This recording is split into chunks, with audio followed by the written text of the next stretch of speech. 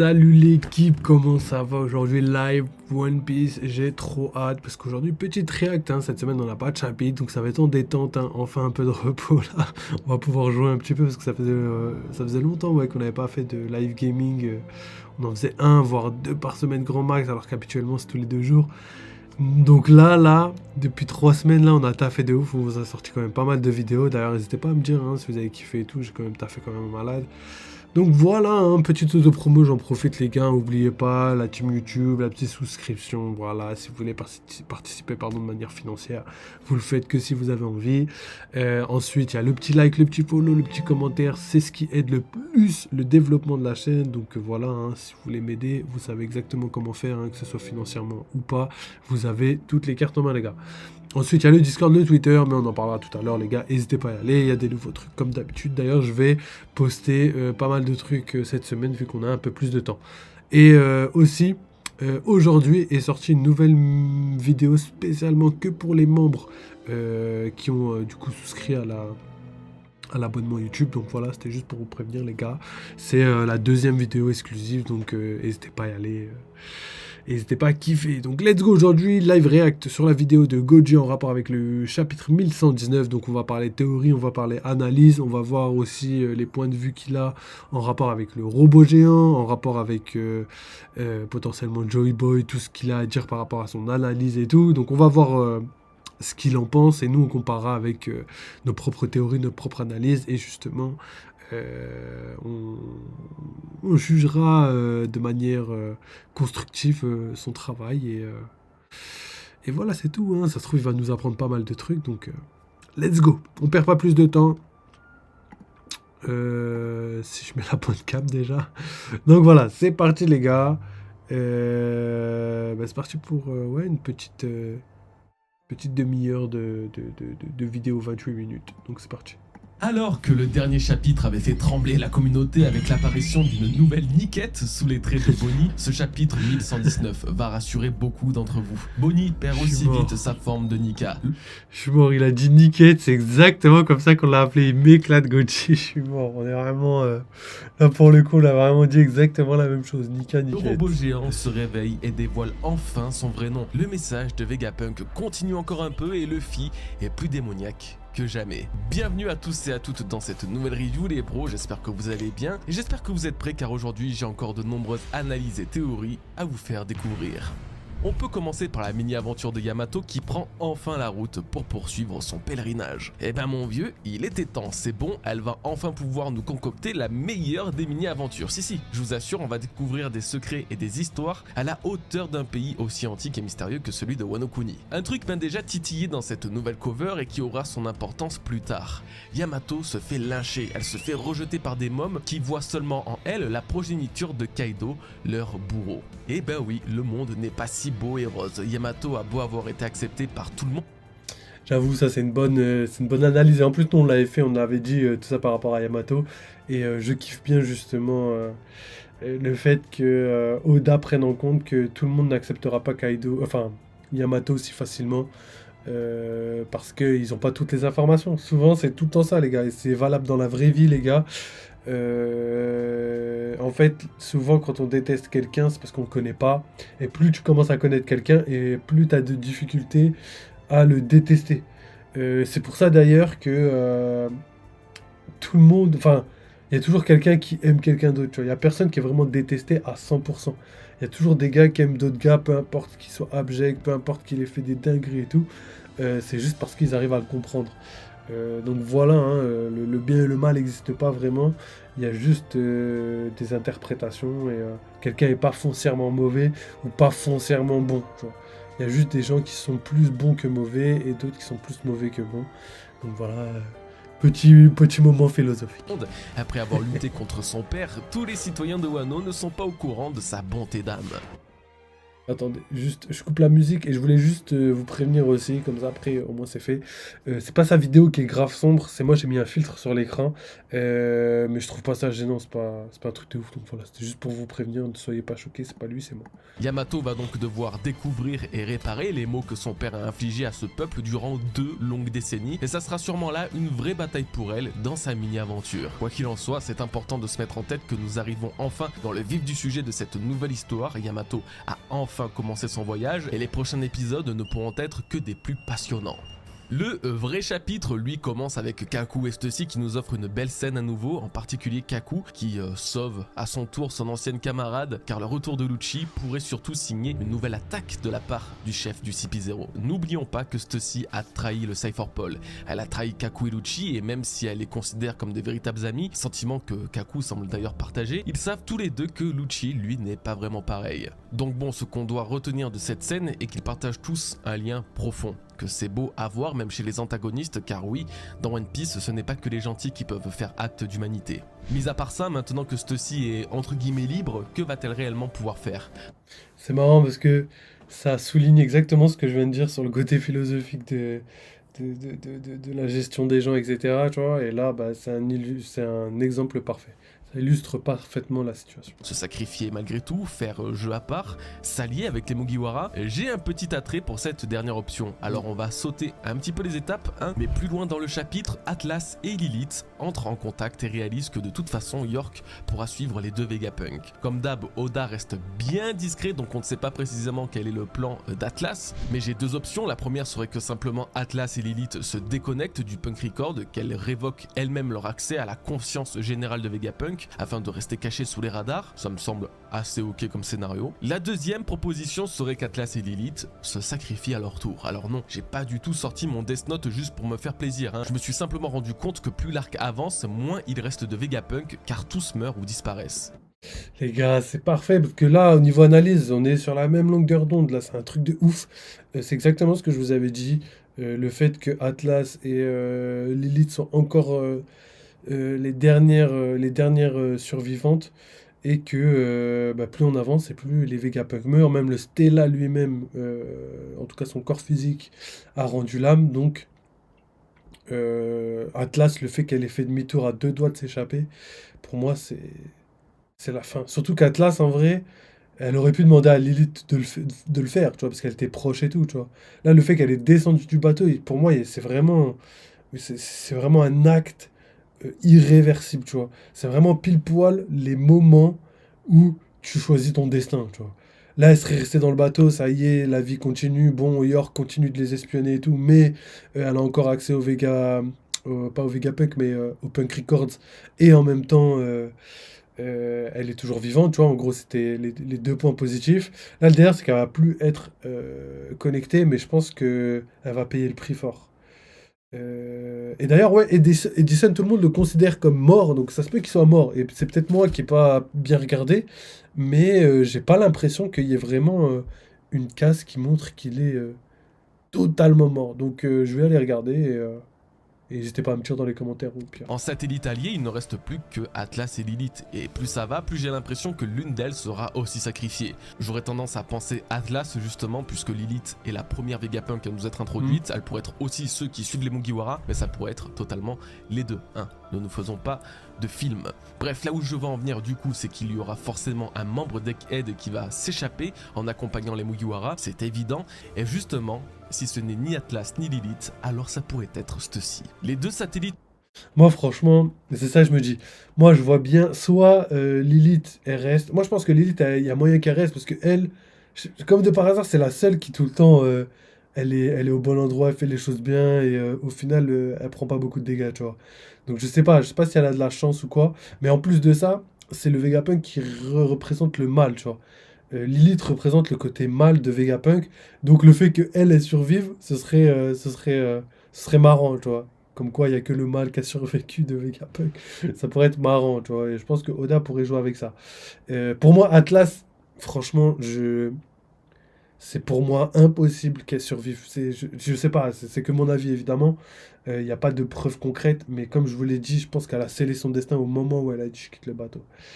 Et du coup, je suis d'accord pour Lilith, il y a une potentielle chance qu'elle rejoigne, c'est ma vision des choses actuellement. Et Stussy, je vous l'ai dit les gars, Stussy, elle a nulle part où aller, c'est une ancienne méchante, elle a fait ami-ami avec l'ennemi, c'est-à-dire Lucci, tout ça. Et le délire, c'est qu'il reste que... il reste que... il reste que Luffy. Je vois pas qui elle pourrait être. Ou sinon, les Vegapunk vont s'enfuir ensemble avec Stussy et vont former une espèce de nouvelle famille. Je sais pas, mais en tout cas, ce qui est sûr, c'est qu'elle a nulle part où aller. Et en plus de ça, elle va être chassée par le Cypher Paul. Donc, je pense qu'elle peut s'en sortir vu ses capacités de combat, physique, etc. Mais la vie va être dure pour elle. Donc le mieux, c'est qu'elle rejoigne les Mugiwara. J'aimerais bien que ce soit Lilith et elle. J'aimerais bien aussi que le robot rejoigne les Mugiwara, mais tout ça me semble compliqué. Par contre, eux tous pourraient former une espèce ouais, d'équipage qui pourrait servir à la fin du manga. Donc on verrait Lilith potentiellement Atlas, le robot plus Stussy, ensemble avec, je sais pas moi, des pacifistas, Sentomaru, des trucs comme ça, tu vois. Donc à voir, mais beaucoup de questions se posent par rapport à tout ça. De Vegapunk se sacrifierait pour permettre aux Mugiwara de s'enfuir et Stussy les aiderait, en particulier le groupe de Zoro qui se trouve normalement non loin d'elle. Dites-moi la proposition qui vous attire le plus, moi je pense quand même que ce deuxième scénario me semble des plus cohérents et ferait de Stussy la seule héritière de la volonté des Vegapunk, l'ironie voulant qu'elle soit aussi la toute première de ses créations humaines. Ok, on arrive à la partie compliquée, puisque 40 000 choses se passent en même temps. Alors, pour résumer très brièvement, Mars attaque le navire d'Elbaf avec la même technique que le chapitre précédent, mais Luffy le bloque avec son Gear 5. Son objectif est très clair, pour une fois, le capitaine ne veut pas combattre mais plutôt repousser l'ennemi face à lui. Le plan consiste alors à envoyer valser Mars en combinant les plus puissantes techniques des protagonistes qui seront infligées à Luffy et converties en une seule source d'énergie pour que ce même Luffy l'utilise contre le doyen. Ainsi, Sanji utilise le Ifrit Jump Hell Memories, Franky le Strong Impact Right et Bonnie le Tokudai Nikano Punch sur Luffy, qui utilisera à son tour le Gomu Gomu no Down Balloon, catapultant Mars à travers le ciel et les nuages. Eh ben, elle était bien sympathique cette petite scène d'attaque combinée. Bon, par contre, j'ai plein de remarques à vous faire, d'éléments à relever. Avant cela, je vous invite à mettre un pouce bleu à cette vidéo pour me soutenir et même à vous abonner. Merci beaucoup les pros. On commence par Sanji qui affirme que sa plus puissante technique actuelle est le Ifrit Jump Hell Memo. Un petit like les gars, faites pareil les frères. Ce qui, à ma très grande surprise, n'est pas la même technique utilisée face à Queen au chapitre 1034 pour clore son combat. Autre petit détail, quand même très bien géré par Oda, soyons honnêtes, c'est son sourcil. Je sais pas si vous aurez remarqué, mais avant d'utiliser son Ifrit Jump, Sanji avait son sourcil côté gauche pour l'avoir ensuite du côté droit directement après avoir attaqué. Bon alors ok, c'est pas la découverte du siècle, hein, on sait que l'utilisation de l'Ifrit Jump change son sourcil de place, mais pour un si petit détail, Oda ne l'oublie jamais, enfin pour l'instant. Côté Franky, rien de très particulier, si ce n'est que j'aurais pensé qu'il utilise une technique plus puissante que celle-ci, genre le Radical Beam par exemple, aurait eu un peu plus d'impact. Après, certes, le but n'était pas de transpercer Luffy non plus, mais vu qu'il a lui-même demandé l'exécution de leur plus puissante capacité, je pense qu'il fallait pas faire les choses à moitié. Justement, Luffy a bien douillé après, sans surprise, car du Haki a été utilisé. Sanji en a utilisé naturellement, puisque c'est toujours le cas avec l'Ifrit Jump. Bonnie en a utilisé aussi, mais ça on en parlera juste après. Mais Franky alors, en a-t-il utilisé également? Si la question peut sérieusement se poser, j'ai le malheur de vous dire qu'il ne semble pas qu'il ait utilisé du Haki de l'armement, aucune case ne le laisse suggérer. Bon, par contre, Bonnie, elle a utilisé, et là c'est... Moi, je pense que Franky utilise le Haki de l'armement. Je sais pas pourquoi. Donc là, si je prends les éléments, parce que là, j'ai plus les souvenirs en tête. Mais là, pour vous, pour tout le monde, là, depuis Wano, depuis tout ce qui s'est passé dans le manga, il a jamais utilisé Haki de l'armement, Franky. Pourquoi je doute de ouf de ça? Je sais pas du tout. Wesh, Turzu 80. Non, je suis mort, wesh. Comment ça? Je suis mort, wesh, la forme ou quoi? Wesh, ça dit quoi? Bienvenue sur le live, hein. Comme tu peux voir, on fait une petite réact à Goji, la dernière vidéo. Wesh, ça dit quoi? Très intéressant. La semaine dernière, sa forme Nika-esque apparue à la fin du chapitre avait pas mal fait parler d'elle. Incohérence, génie, tout le monde se battait en défendant son camp et ses opinions. Là, on va en discuter de ça, parce que de Bonnie, le Nika, plutôt Nika Luffy et Nika Bonnie, on va en discuter. Bah écoute, Turzu, mon ref, bah ça va, détente, hein, comme tu peux voir, ça taffe, hein. Ça taffe, et bah... Sinon, par ça, comme tu peux voir... hein. Ouais, j'ai vu ça, Bonnie Nika. Ouais, t'as vu? Du coup, t'en penses quoi, toi? Toi, t'as kiffé ou pas la transformation de Bonnie en forme Nika? T'es choqué, pas choqué? On a eu les révélations et les tenants des aboutissants, donc on a les réponses à nos questions. Mais c'est vrai qu'il y a beaucoup de personnes qui disaient que c'était du génie d'avoir utilisé Bonnie et tout. Et en fait, les pauvres, ils se sont tous trompés parce que même Oda a dit non, doucement. J'ai dit qu'elle pouvait ressembler, c'est tout. J'ai pas dit que. Et du coup, il m'éclate. Il m'éclate, Oda. Dans ce nouveau chapitre, elle se permet alors même le luxe d'utiliser le haki de l'armement avec son Nika Punch qui ressemble, mais alors trait pour trait, au Gear Sword de Luffy, en particulier celui c'est face vraiment à la même Kaido chose. au chapitre 922. Alors est-ce que Bonnie Duo de ses 12 ans possède-t-elle vraiment le haki de l'armement ou est-ce un nouveau tour de passe-passe de son C'est Bonnie, Kakashi Bonnie. Ok, ouais, du coup, t'as capté quand même. Parce qu'en fait, dans le précédent chapitre, avant qu'on ait le 1119, on n'avait pas toutes les infos. C'est-à-dire, on savait pas si Bonnie, elle était l'égale de Luffy en termes de puissance. Et c'est là où les gens, ils étaient pas d'accord. Il y en a, ils disaient, c'est trop bien qu'il y ait Luffy, mais qu'il y ait aussi Bonnie, parce que j'adore Bonnie, blablabla. Aucun argument. Mais nous, sur la chaîne, moi, en tout cas, personnellement, j'ai pas kiffé le fait qu'elle pouvait potentiellement égaler Luffy, tu vois. Pour moi, il n'y a qu'un seul Nika, et frère, on peut pas avoir la puissance de Luffy, tu vois. Donc en gros, j'ai bien aimé la transformation Bonnie en Nika, mais j'aurais pas aimé si jamais elle était aussi forte que Luffy. J'aurais dit, c'est trop cheaté, elle a 12 ans, elle est capable de manipuler les gens et tout, en tout cas l'âge des gens, et en plus de ça, elle a le pouvoir de Nika, c'est trop abusé. Je dis, on peut pas avoir un fruit qui est beaucoup trop fort comme ça, sinon c'est le meilleur fruit de tout le manga. Et ça veut dire que son fruit, c'est un paramécia, il serait mieux que le Zoan mythique de Luffy. Et au final, Oda a répondu à ce débat-là, et voilà, c'est tout simple. En fait, c'était logique, c'était logique. On est dans un manga où Luffy c'est le héros, et voilà, on peut pas l'égaler comme ça facilement juste en mangeant un fruit. Alors, je pense niveau puissance, rien à voir, juste apparence, sinon trop facile. Ok, on est d'accord. On est entièrement d'accord. Moi, je suis à 100% là-dessus. Et d'ailleurs, je suis content qu'Oda a fait les choses cohérentes en vrai. En vrai, il a une masterclass, gros. On peut lui faire confiance à lui. fruit du démon. En toute sincérité, je suis assez mitigé. Oui, son fruit du démon est exceptionnel et permet des folies que l'on n'imagine même pas. Pourrait-il toutefois lui conférer le haki de l'armement alors qu'elle est encore toute jeune? D'un autre côté, cette jeunesse ne l'a pas empêché de naviguer sur tout Grand Line jusqu'à arriver loin dans le nouveau monde, Ouais, c'est sur ouf, ça. Egghead. Depuis des années, Bonnie s'entraîne. Elle s'entraîne au combat, mais elle s'entraîne à utiliser son fruit du démon également. C'est une sorte de prodige, une génie dans l'utilisation de son fruit. N'oubliez jamais que les utilisateurs de fruits du démon se fatiguent à force d'utiliser leur pouvoir. Pourtant, Bonnie reste en quasi-permanence dans une forme adulte grâce à son Toshi Toshinomi. Malgré son jeune âge, elle a atteint un niveau de maîtrise absolument terrifiant sans s'en rendre compte. Dans 10 ans, ça sera un monstre, hein. Gardez-le en tête. Donc là où je veux en venir, c'est que c'est pas Là, je suis d'accord avec lui. Dans 10 ans, mais franchement, je vous le dis, si elle continue comme ça, qu'elle est vraiment balèze et qu'elle continue à travailler ses acquis et tout, pour moi, facile, Bonnie, c'est la remplaçante de Big Mom. Et ce sera la femme la plus forte du monde. Easy, frère. Franchement, easy. Au vu de ses 12 ans, rappelez-vous, Luffy, quand il se battait à 12 ans, gros, Luffy, il arrivait même pas à viser correctement avec son gomme-gomme. Elle, c'est une dinguerie, ses capacités. Je sais pas comment elle fait, mais bah, GG à elle, hein.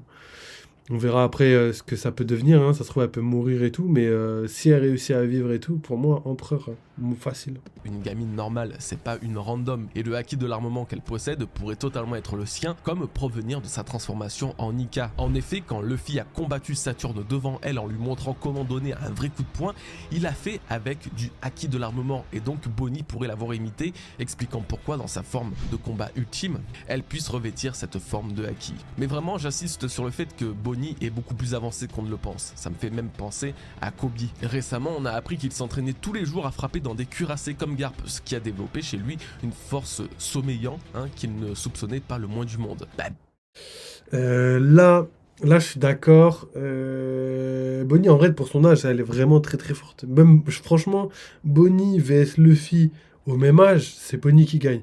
Par contre, là, le délire, c'est que tout le monde pense que c'est une chose prodigieuse que de maîtriser le haki très très tôt. Effectivement, quand tu viens d'une mer telle que East Blue, ou même une mer en dehors du monde, ou même si tu fais partie de la première moitié de Grand Line, effectivement, c'est quelque chose qui peut être, entre guillemets, rare. Mais quand on le voit, par exemple, chez les Kuja qui maîtrisent ça depuis des générations et qui les transmettent à chaque femme qui vit sur l'île, pour moi, clairement, pour moi, ça veut dire vraiment que le haki, c'est quelque chose qui peut être développé très très jeune. On a vu par exemple des gens comme Ace, comme Doflamingo développer le haki des rois carrément, alors qu'ils étaient âgés de quoi, 8, 10, peut-être 12 ans. Franchement, déjà, juste ça, ça montre que le haki, c'est pas quelque chose qui est réservé à l'âge, tu vois. C'est plus quelque chose qui est réservé à, ouais, à ton train de vie, etc. Tu vois. Si tu es obligé, tu es dans un environnement, il y a beaucoup de gens qui maîtrisent le haki et tout, forcément, tu vas avoir plus de facilité. Et évidemment, il y a le côté puissance. Je pense que les personnes fortes ou qui vivent dans un environnement difficile, forcément, ils vont développer le haki peut-être plus facilement. En fait, le haki, c'était rare de ouf pour le début de l'histoire, parce que voilà, c'était un mystère de Oda, tu vois, il voulait pas le révéler. Mais là, plus on avance dans l'histoire, plus le haki, c'est quelque chose de développé, tu vois. Pour moi, c'est comme Frankie. Il y a une phrase qui a été dite dans la première moitié de Grand Line, même à l'île des hommes poissons, c'est le lion, là, je sais plus qui faisait partie de l'équipage de Big Mom, c'est Pecoms. Il disait quoi? Il disait comme quoi le haki, les Logia, en fait, quand ils arrivent dans le Nouveau Monde, ils pensent être surpuissants parce que y a pas beaucoup de gens qui peuvent les toucher, étant donné que leur métabolisme, ouais, leur propriété physique, elle a complètement changé et du coup, elle limite un élément entre guillemets, tu vois. Que ce soit je sais pas, le feu, la glace, la neige, la boue, tout ce que vous voulez, tu vois. Et le délire, c'est qu'il dit quoi? Il dit quand ils arrivent dans le Nouveau Monde, c'est à ce moment-là qu'ils comprennent que leur pouvoir ne suffira jamais parce que tout le monde dans le Nouveau Monde maîtrise le haki. Et pour moi, sans mentir, je pense que Francky utilise le haki, hein. Franchement, moi je pense que Francky utilise le haki. C'est vrai qu'il s'est battu contre Sasaki à chaque fois. Et en plus, il se bat souvent avec le Franky Shogun. Donc forcément, on le voit pas utiliser le haki. Mais pour moi, en plus, il a une prime de combien, Francky? 900 millions, je crois. Ouais, pas loin, soit 700, soit 900 millions. Donc pour moi, c'est une prime pour les personnes qui maîtrisent le haki, tu vois. Donc à voir vraiment s'ils maîtrisent le haki. Je sais qu'il y a beaucoup de gens qui doutent, mais pour moi, ça ne m'étonnerait même pas, franchement. Pour moi, tout le monde utilise le haki, à part... même Usopp, il maîtrise le haki de perception. Donc juste ça, pour moi, ça montre à quel point tout le monde utilise le haki, à part pour moi... euh, Chopper, je sais pas. Mais pour moi, ça m'étonnerait pas non plus qu'il l'utilise. Comment il s'appelle? Nami, elle l'utilise pas, elle. J'ai pas l'impression qu'elle l'utilise. Par contre, ce qui est bizarre, c'est que dans les running gags, elle tape Luffy et Luffy l'a mal. Donc voilà, est-ce que c'est un côté humour qu'on a depuis le début de l'œuvre, hein? On a vu par exemple Sanji qui arrivait à blesser Luffy et tout facilement alors qu'à l'époque il n'avait pas de haki. Donc est-ce que c'est des running gags ou est-ce que ça fait partie intégrante du bail? Donc à voir les gars, Turzu, je sais pas si t'es encore là, mais dis-moi ce que t'en penses. Mais pour moi, ça m'étonnerait pas qu'il l'ait. Effectivement, il l'a pas déclaré Oda, mais pour moi, c'est même une évidence qu'il l'ait. Pony, c'est pareil, à force d'utiliser en permanence.